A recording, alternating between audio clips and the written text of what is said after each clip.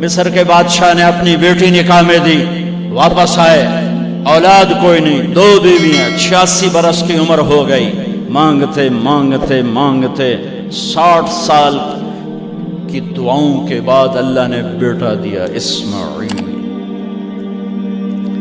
اور ابھی وہ چند دن کے تھے کہ اللہ کی طرف سے اشارہ ہوا، ان لے کے نکل، ان لے کے نکل۔ کدھر؟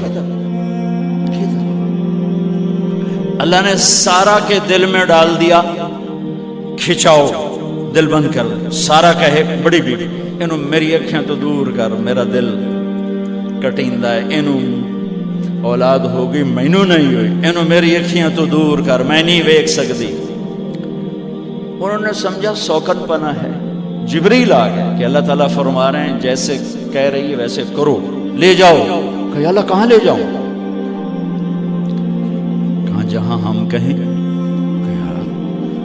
تو یا اللہ میں جامع کیویں؟ کہا جبریل آئے گا زندگی میں پہلی دفعہ، کائنات کی زندگی، کائنات کی زندگی میں پہلی دفعہ جبریل انسانی شکل میں اونٹ پہ آئے، آگے جبریل اور پیچھے ابراہیم علیہ السلام، بچہ اور بیگم بھی ہاجرہ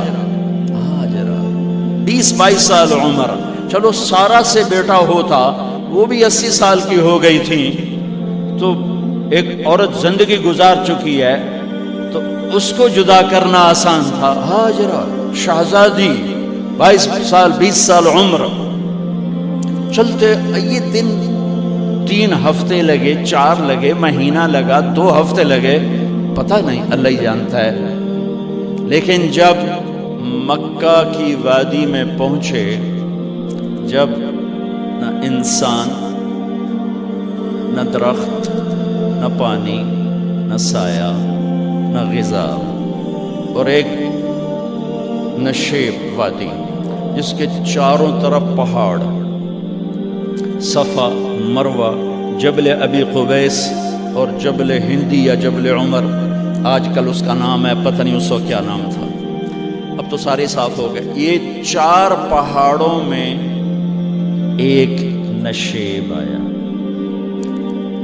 تو جبریل نے کہا یہاں اپنے بچے اور بیوی کو اتار دیں اور واپس چلے جاؤ۔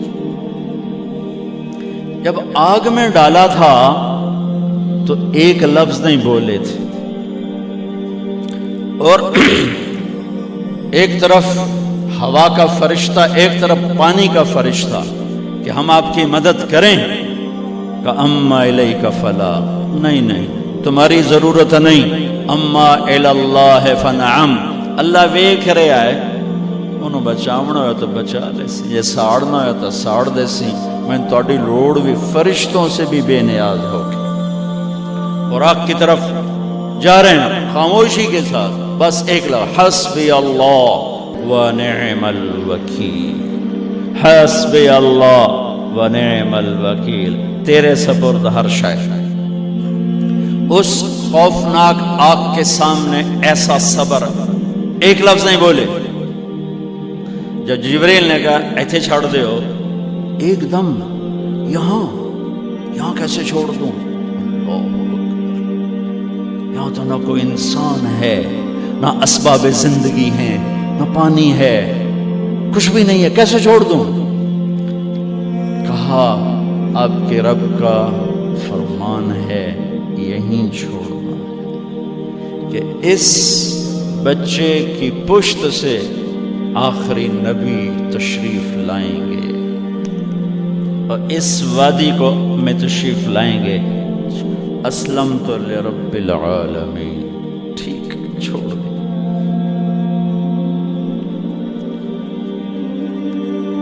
ہاجرہ تو نبی نہیں ہے نا، ہاجرہ تو شہزادی ہے۔ تو جب واپس مڑے وہ حیران ہو گئی، یہ کیا کر رہا ہے، یہ کیا کر رہا ہے؟ تو انہوں نے پوچھنا شروع کیا، اب کیا، یہ کیا، مجھے کیوں چھوڑ کے جا رہے ہو؟ امر، خاموش، جواب نہیں دینا۔ بچہ گود میں ہے، تصور کرو 4000 سال پہلے دا مکہ میں کیویں وکھائی، میں آپ نہیں ویکھ سکتا تو انہوں کیویں وکھائی؟ کالے پہاڑ، انسان نہیں، ہوا کی سنسناہٹ، دھوپ کی تپش، پہاڑ کی آگ، پتہ نہیں کون سا مہینہ تھا اللہ ہی جانے، اور وہ جاری ہیں ساتھ ساتھ. کیوں میرا قصور کی ہے، میں نے چھڑیا کیوں گئی، جاندہ کدے پہ ہیں، کوئی گل تو دس. چلتے چلتے کدئی پہنچے. کدئی کوئی 3 میل 3 میل. تو ہاجرہ کو خیال آیا یہ اللہ کے نبی ہیں، کوئی اتو نہ گل لائی ہوئے. تو 3 میل کے بعد اللہ امرک، کیا یہ اللہ نے کہا ہے کہ میں نے اتنے چھاڑ دے تو میرے پتر نو؟ اللہ کیا ہے؟ تو ابراہیم علیہ السلام نے سر ہلایا کہ اذن لن یضیعنا اللہ. ایک اور ہاجرہ نے جنم لیا. پہلے ایک ماں بن کے سوچ رہی تھی، بیوی بن کے سوچ رہی تھی، اب وہ ایک مومنہ بن کے سوچ ابھری، ایمان والی بن کے سوچ ابھری. اچھا جاؤ، جس رب نے کہا ہے وہ رب مجھے ضائع بھی نہیں کرے گا. میں جب تصور کرتا ہوں میری آنکھوں کے بند ٹوٹ جاتے ہیں کہ اس نے خامند کو جاتے ہوئے کیسے دیکھا ہوگا. پچھا پھینکے تک کوئی نہیں جتنے اس جاتے بہ جاؤں. وہ 4 بندے بھی کوئی نہیں، چلو پردیسی صحیح، عزت دا زمانہ آئی، ہر ایک دی بیٹی نو بیٹی سمجھا جاندہ آئی. پیچھے کوئی نہیں ہے، وہ اپنے خامد کو دیکھے جا رہی ہے اور وہ پیچھے مڑ کے دیکھنے کی ہمت نہیں فرما رہے ہیں. جب وہ چلتے چلتے پہاڑ کی چوٹی سے نیچے اترے، پھر وہ بوجھل قدموں سے واپس ہوئی. میں الفاظ کہاں سے لاؤں کہ اس چال میں درد دل میں ہوتا ہے. مجھے لگتا ہے ان کے روئے میں درد تھا.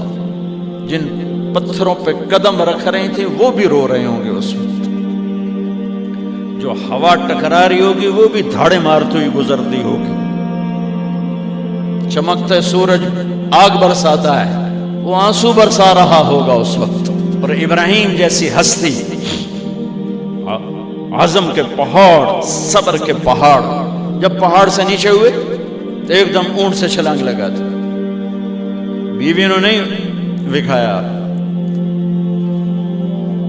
جب نیچے ہو گئے، بیگم غائب ہو گئی، پہاڑ سے نیچے اترے، پھر یوں منہ کر کے ہاتھ اٹھا، ربنا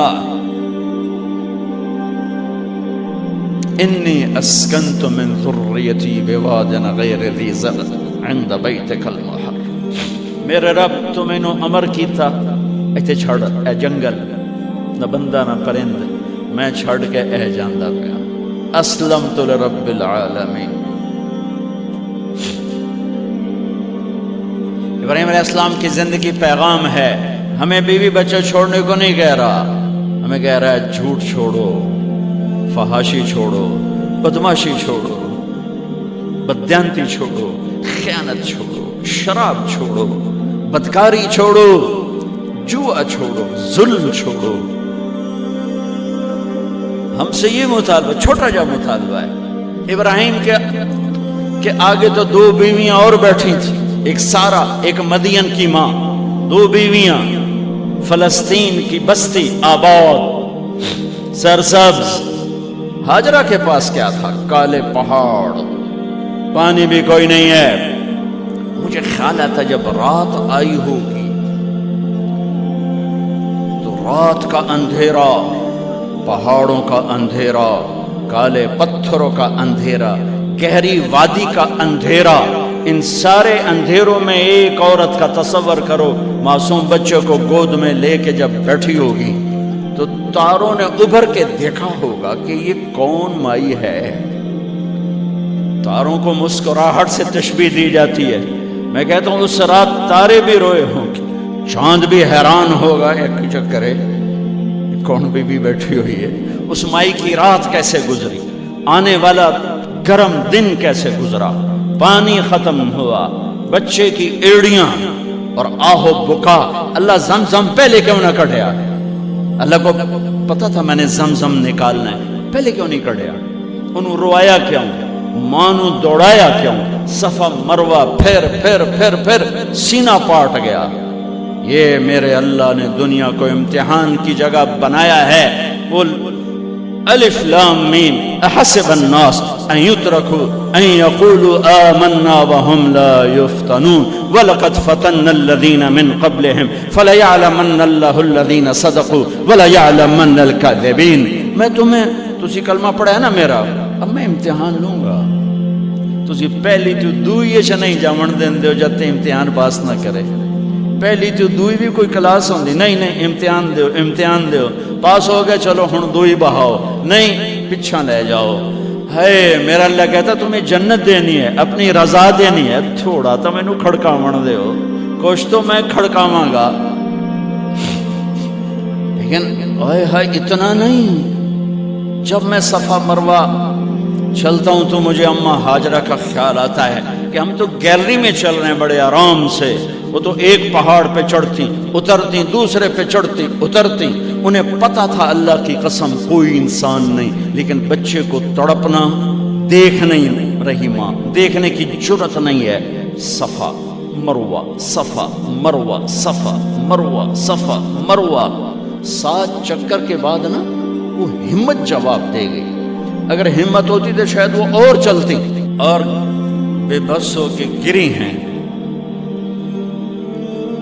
اور آخری نظر بیٹے کو دیکھنا چاہا کہ میں ایتھے مر جاواں او اتھے مر جاوے، نہ او میرا مرنا ویکھے نہ میں او دا مرنا ویکھ۔ جس امت کی بنیاد اتنی بڑی قربانی پر ہو، وہ امت کہے سود کے بغیر گزارا نہیں، جھوٹ کے بغیر گزارا۔ سارے بازار کے تاجروں سے پوچھو، کہتے ہیں جھوٹ کے بغیر دکانداری۔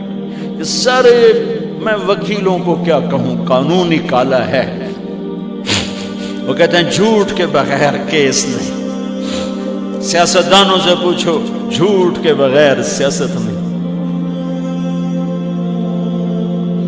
کہاں سے لائے ہو یہ علم؟ کس کو جھٹلا رہے ہو؟ اپنے نبی کو؟ کون سے پیمانے بنا دیے تم نے؟ تو کلمہ توحید و رسالت کے، عشق رسول کے کون سے پیمانے بنائے ہیں؟ میرے نبی نے فرمایا میرا امتی ہر گناہ کر سکتا ہے، ایک جھوٹ کبھی نہیں بولے گا، ایک دھوکہ کبھی نہیں دے گا۔ سارا پاکستان جھوٹ اور دھوکے کا گٹر بن گیا ہے۔ بازار، شہر، دیہات، منڈیاں، فیکٹریاں، وزارتیں، صدارتیں، دفاتر، عدالتیں، جس ملک کی عدالت ظلم و ستم پر اٹھ رہی ہو، میں کتھے جا کے ہنج کڈھا، کتھے جا کے ٹکر مارا۔ یہ ہاجرہ کا قصہ اس لیے ہے کہ اللہ پر ہر چیز قربان کرو۔ قربان نہیں، اللہ ہر ایک سے نہیں لیتا، وہ حسین جیسوں سے لی، وہ ابراہیم جیسوں سے لی، وہ صحابہ سے لی۔